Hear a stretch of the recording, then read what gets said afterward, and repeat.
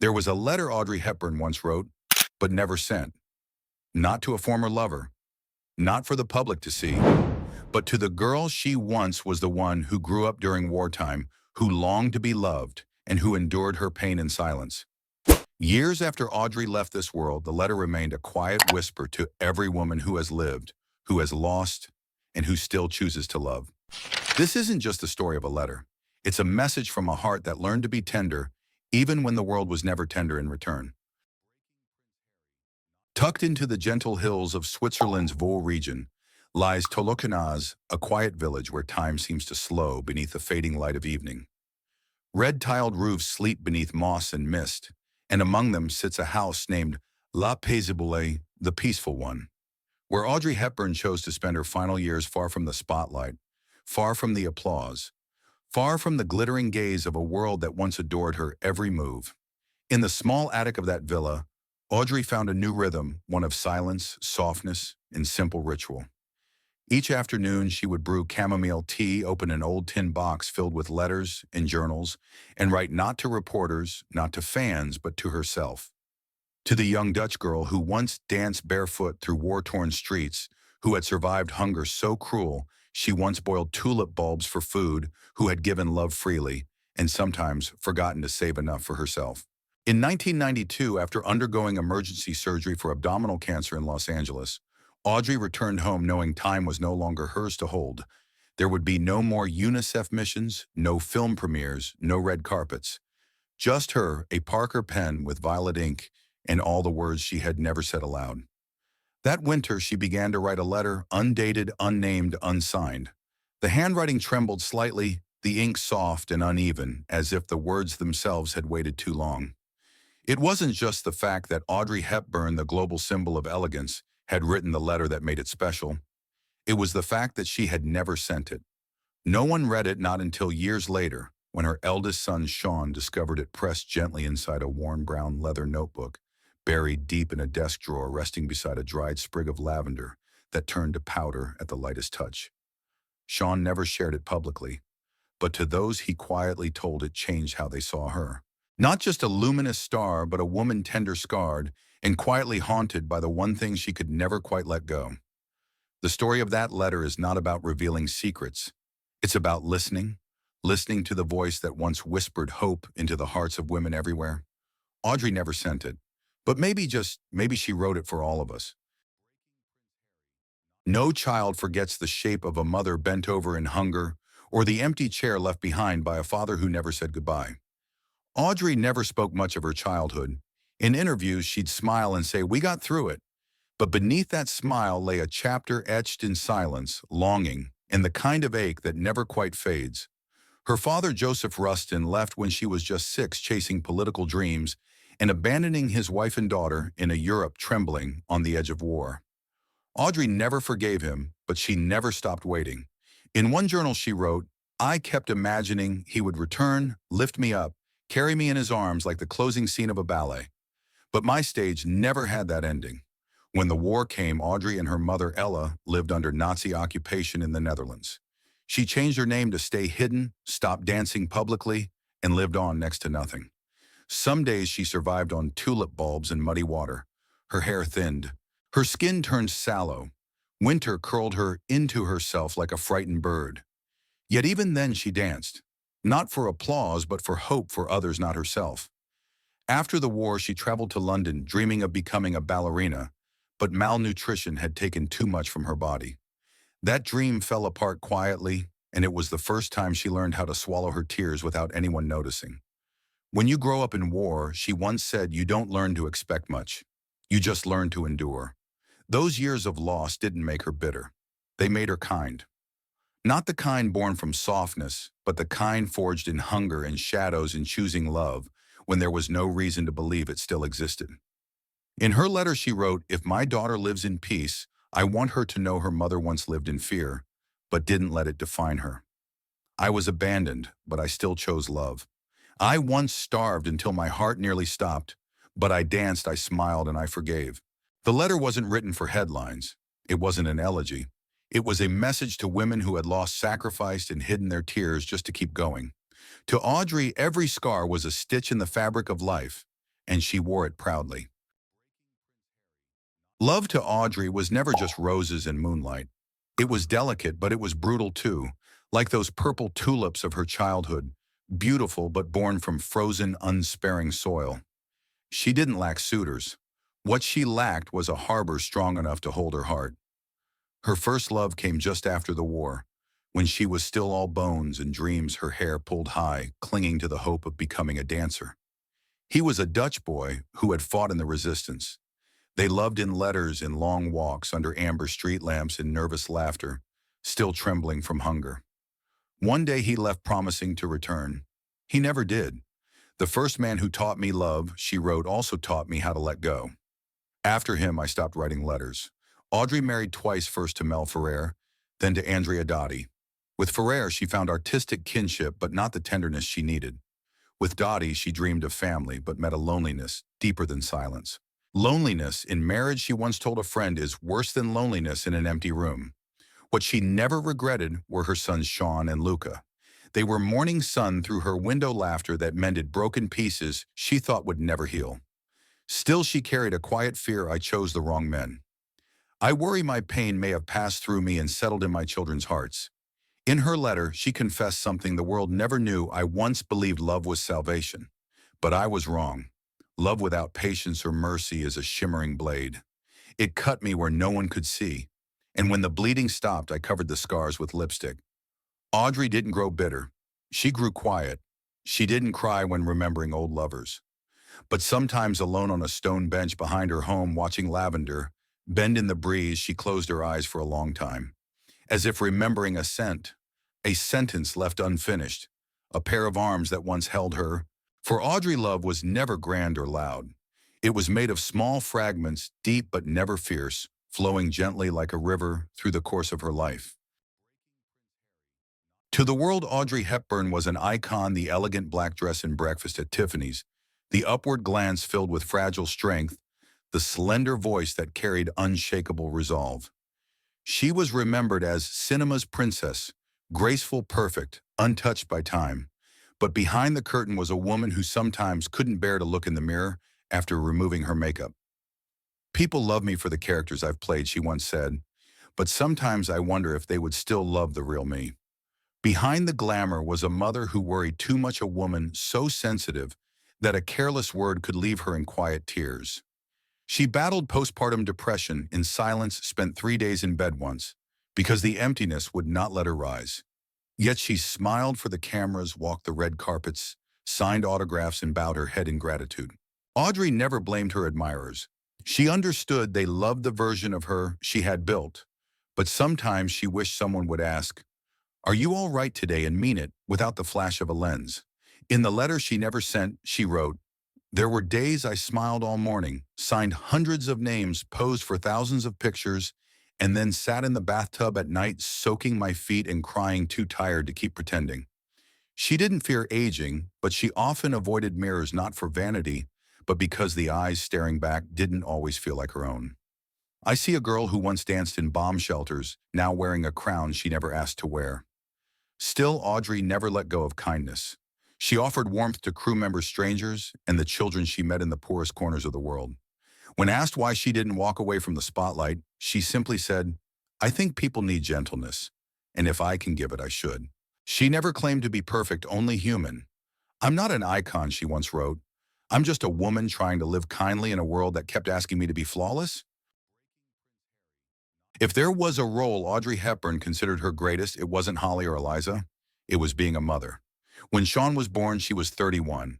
After years of film sets and hotel rooms, she finally understood the quiet fear of a baby who wouldn't sleep, the unspoken joy of a tiny hand wrapping around her finger, and the terror that life could steal away someone she loved, just as it had taken her own father.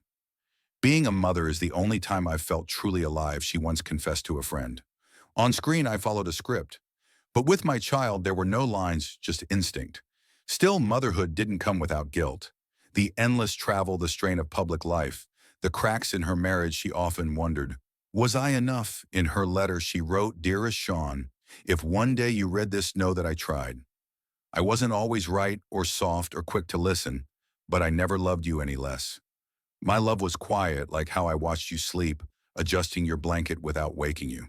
Later, when Luca came into her life, Audrey made the choice to step back from the screen, not because fame had dimmed, but because her sons were growing and she knew they wouldn't stay within her arms forever. She moved to Switzerland, where the world was quieter and life was smaller but deeper. She taught them to water plants, to write letters, to bake cookies on rainy days. There were no ball gowns, no red carpets, just sweaters, tied-up hair, and her watchful eyes tracing the footprints of her sons across the grass. "A woman is most beautiful when she is a mother," she said, "not because of how she looks, but because of what shines from inside." And Audrey lived that truth with love as her only adornment.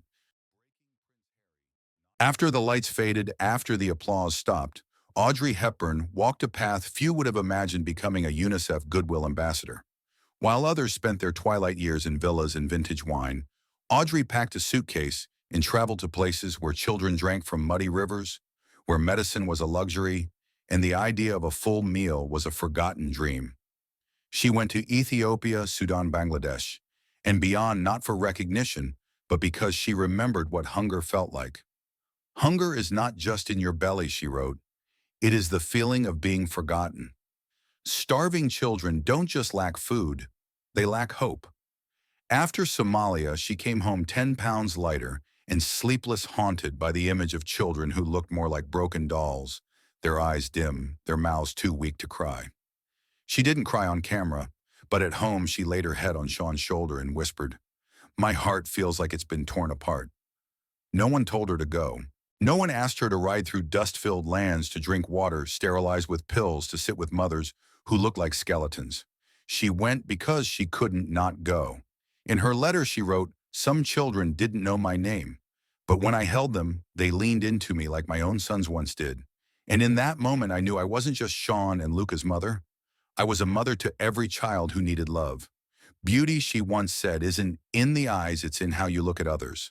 And Audrey looked at the world not with pity, but with a silent understanding born from someone who had once gone without. She gave not because she had much, but because she remembered having nothing.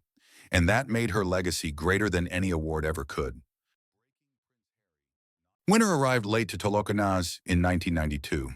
The snow fell softly, dusting the red roof of Paisible with fragile white. Audrey, after her emergency surgery in Los Angeles, returned home in the quiet arms of those who loved her. The doctors said little, but everyone understood this would be her last winter. She didn't weep, nor did she fear. She simply became quieter. Some days she sat for hours by the window, watching snow fall as though it were a conversation with time. Each flake held a memory, a face, a dance, a half-finished hug, a name never spoken. She wrote her letter on a sunless afternoon, her violet ink pen resting softly in hand. No drafts, no hesitation, just a flow of truth from the deepest place in her heart, the place where her unspoken truths had quietly lived.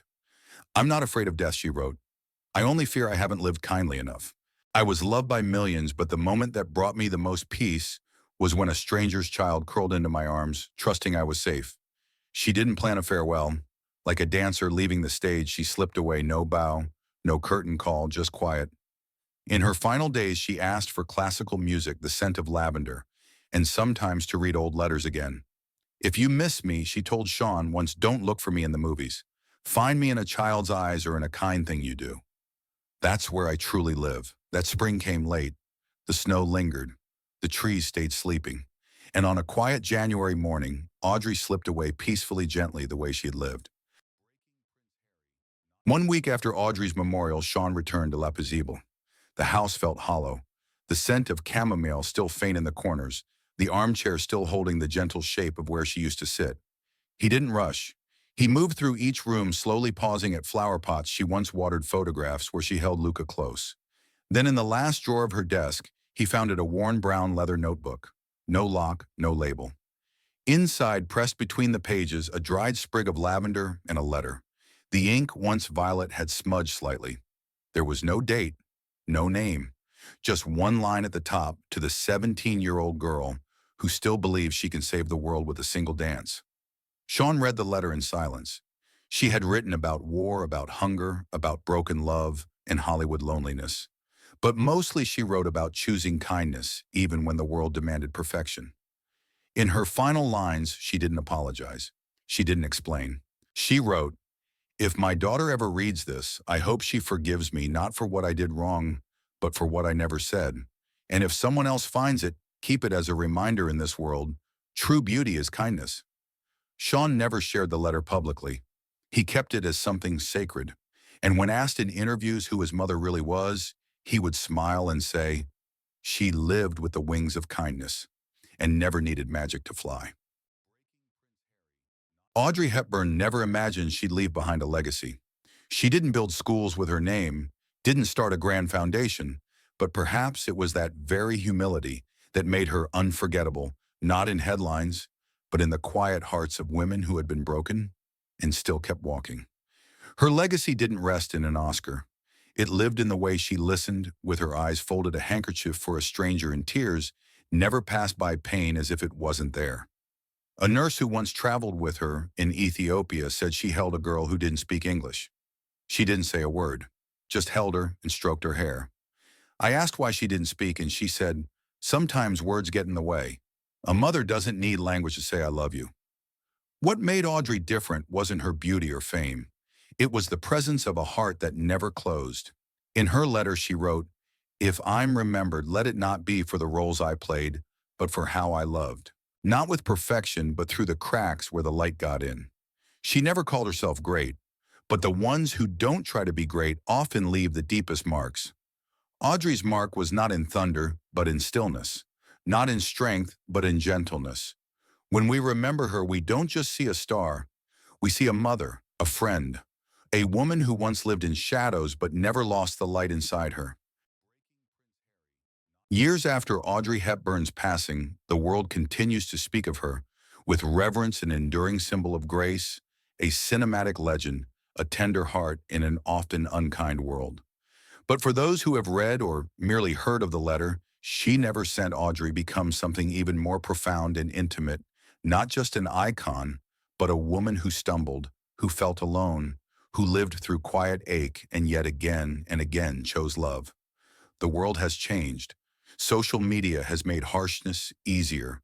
Beauty standards have shifted into something louder and more fleeting, and women like Audrey, gentle but never weak, quiet but never small, have grown increasingly rare.